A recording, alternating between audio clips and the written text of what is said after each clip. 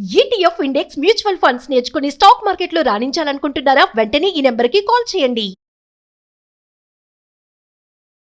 Hi viewers, India's largest digital media network Suman టీవీకి స్వాగతం. ప్రస్తుతం మనతో ఉన్నారు హైకోర్టు అడ్వకేట్ దినేష్ పాటిల్ గారు. సో మొన్న ట్రాన్స్జెండర్స్ వాళ్ళు చేసిన రాగ్ధాంతం అంతా ఇంత లేదు, అందరినీ అనట్లేదు, ఎవరైతే చేస్తున్నారో వాళ్ళ గురించి మేము మాట్లాడుతున్నాం. సో అడ్వకేట్ని అడిగి మనము వీళ్ళ మీద ఎలాంటి కేసెస్ పెట్టొచ్చు, ఏ టైంలో పెట్టొచ్చు అనేది ఒక్కసారి వారిని అడిగి తెలుసుకుందాం. నమస్తే అండి. నమస్తే మ్యామ్. సో మొన్న జరిగిన ఇన్సిడెంట్ నిజంగా ఎంత బాధ అంటే దినేష్ గారు, వాళ్ళేదో శుభమాన ఒక గృహప్రవేశం చేసుకుంటూ ఉంటే అలా చేయడం, ఇలా వీళ్ళు ఎంతమందిని ఎన్ని చోట్ల ఇబ్బంది పెడుతున్నారు అంటే అందరికీ తెలుసు. రైల్వే ట్రైన్స్లలో సిగ్నల్స్ దగ్గర ఎక్కడన్నా షాప్ ఓపెనింగ్ అన్నా అంటే అవతల పర్సన్కి సాటిస్ఫాక్షన్ ఇచ్చే, తృప్తినిచ్చేంత డబ్బులు వీళ్ళు తీసుకోరు, డిమాండ్ చేస్తారు. సో అక్కడ ఇంకా వీళ్ళు ఏం చేయాలో ఇంకా నోటితో చెప్పలేం, కానీ చాలా దారుణంగా బిహేవ్ చేస్తారు. నిజంగా వీళ్ళ వల్ల చాలా మంది సఫర్ అవుతున్నారు. అందరి గురించి అన్నట్ల ఎవరైతే చేస్తున్నారో వాళ్ళ గురించే మాట్లాడుతున్నాం. వీళ్ళ మీద ఏమైనా కేసు పెట్టొచ్చా? వీళ్ళకి ఎలాంటి చట్టాలు ఉన్నాయి? ఎస్ మేడం, పెట్టవచ్చు. మనము ఒకటి, భారతదేశ స్మృతి ప్రకారం ఏదైతే కొత్తగా వచ్చినటువంటి బిఎన్ఎస్ ప్రకారంగా దాడి అనేది మొన్న రీసెంట్గా జరిగినటువంటి దాడి ఏదైతే ఉందో అమానుష్యమైనటువంటి చర్య. అది చాలా హీనమైనటువంటి చర్య. ఎవరైనా కానీ ఇష్టంతోనే డబ్బులు ఇస్తారు.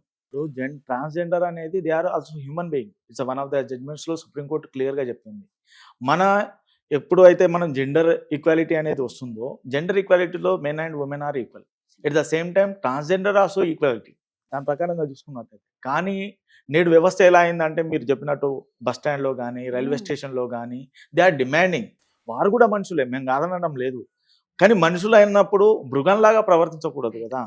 మృగంలాగా ప్రవర్తించినప్పుడు చట్టాలు తనంతట తానే పనిచేస్తూ ఉంటాయి. ఇప్పుడు మొన్న జరిగినటువంటి ఇన్సిడెంట్లో కూడా వాళ్ళు they are demanding huge amount. ఆ అయ్యేసరికి ఏమవుతుందంటే ప్రజల్లో వాళ్ళ మీద విపరీతమైనటువంటి కోపాలు కానీ ఇవన్నీ వస్తున్నాయి. బట్ వాళ్ళ మీద కేసు పెట్టవచ్చు అంటే, మీరు అడిగినటువంటి ప్రశ్నకి తప్పకుండా పెట్టవచ్చు కేసు. ఎప్పుడైతే చట్ట పరమైనటువంటి చర్యలకు పాల్పడినట్టయితే, చట్ట వ్యతిరేక చర్యలకు పాల్పడినట్టయితే వారు ఖచ్చితంగా శిక్షార్హులు అవుతారు. వాళ్ళ మీద కేసు వెళ్ళేసి ఎఫ్ఐఆర్ లాగా నమోదు చేయవచ్చు. బట్ ఇక్కడ ఏంటంటే, ట్రాన్స్జెండర్ అనేది 2014లో సుప్రీంకోర్టు ఒక జడ్జ్మెంట్ ఇచ్చింది. వాళ్ళను కూడా ఒక స్పెషల్ కేటగిరీ కింద కన్సిడర్ చేయమని. దేర్ ఆర్ 2 జెండర్స్ డిఫరెన్స్ ఉన్నాయి. ఇంతకుముందు జెండర్ అనేది మేల్ ఆర్ ఫీమేల్. ఇప్పుడు 2014లో NALSA versus union of India జడ్జ్మెంట్లో సుప్రీంకోర్టు ఏం అభిప్రాయం పడిందంటే, దిర్ మస్ట్ బి ఏ రైజల్, అంటే మూడో కమ్యూనిటీ, మూడో జెండర్ అనేది పెట్టండి, ఆ మూడో జెండర్లో ట్రాన్స్జెండర్ అనేది సమకూర్చండి అని చెప్పేసి చెప్పడం జరిగింది. నల్సా వర్సెస్ 2014లో వచ్చినటువంటి జడ్జ్మెంట్. అయితే వీళ్ళు చేస్తున్నటువంటి చర్య ఏదైతే ఉందో, ఎప్పుడైతే వాళ్ళని థర్డ్ కేటగిరీలో కింద పెట్టడం జరిగిందో, they are can be treated as a men and women equal with them. అలా చేసినప్పుడు వాళ్ళు ఏదైతే చర్యలు పాల్పడతారో వాళ్ళు తప్పకుండా శిక్షార్హులే అవుతారు. కానీ అంటే ఇప్పుడు మీరు అన్నారు కదా, వీళ్ళని ప్రొటెక్ట్ చేసేది వచ్చింది ఇప్పుడు 2014లో అన్నారు కదా. సో ఇప్పుడు వేసిన వాళ్ళకు కూడా ఇప్పుడు ఒకరి మీద కేసు వెయ్యాలి అంటే ఇంత సివియర్ అయితేనే కేసు వెయ్యాలని ఉంటుందా? ఏ విధంగా చిన్న చిన్నగా ఇబ్బంది పెట్టినా ఇబ్బంది పెట్టినట్టే కదా. అంటే మామూలుగా అడుగుతున్నాను, ఇప్పుడు బస్ స్టాప్ లో నిల్చుంటారు, సిగ్నల్స్ దగ్గర ఉంటారు, వాళ్ళు మగవాళ్ళని చాలా ఇబ్బంది పెడుతూ ఉంటారు. నిజంగా సిగ్నల్ వేసినప్పుడు వాళ్ళు వస్తున్నారు అంటే వీళ్ళకి టెన్షన్ వేస్తుంది. మేడం, ఒక విషయం మీకు మీ దృష్టికి తీసుకెళ్దామని అనుకుంటున్నా, అలానే సుమన్ టీవీ వీక్షకులకు కూడా.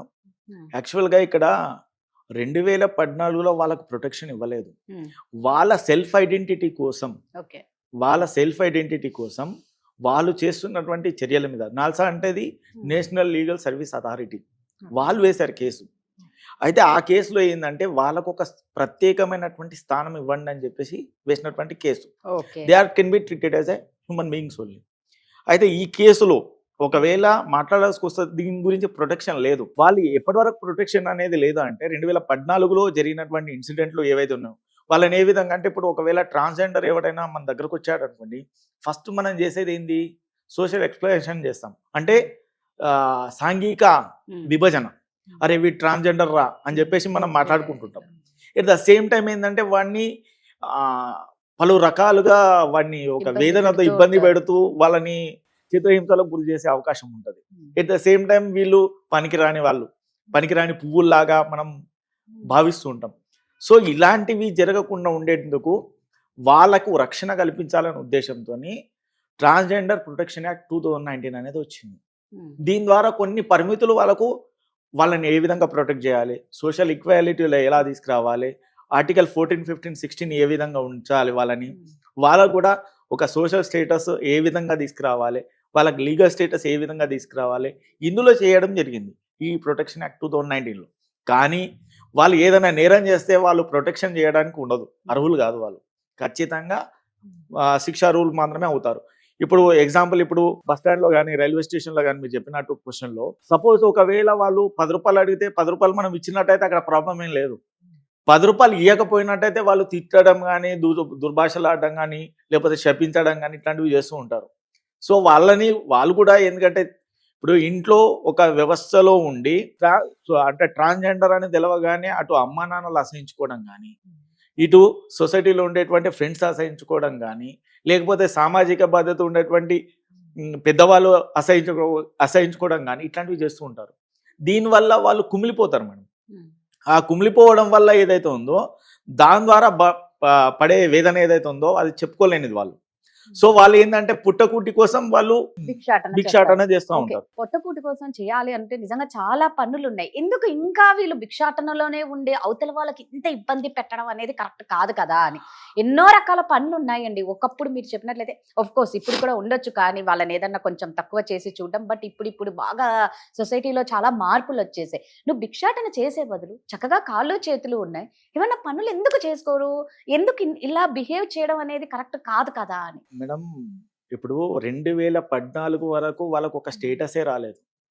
ఫస్ట్ ఆఫ్ ఆల్ వాళ్ళకు ఒక స్టేటసే రాలేదు. అలాంటిది ఈ మధ్య కాలంలో వచ్చినటువంటి ఈ మార్పుల వల్ల వాళ్ళు ఎంబీబీఎస్ సీట్లు తెచ్చుకోగలుగుతున్నారు, డాక్టర్ చదవగలుగుతున్నారు. వాళ్ళ ఏదైతే ఉందో ఇది మానసిక పరిస్థితితో పాటు శారీరక పరిస్థితి వల్ల వాళ్ళు ట్రాన్స్జెండర్గా మారే అవకాశం ఉంటుంది. చాలా మంది ఇప్పుడు చదువుకున్న వాళ్ళైతే ఇప్పుడు ఉద్యోగాల్లో కూడా చేస్తున్నారు, చాలా కంపెనీల్లో చేస్తున్నారు, అలాంటి వాళ్ళు ఉన్నారు.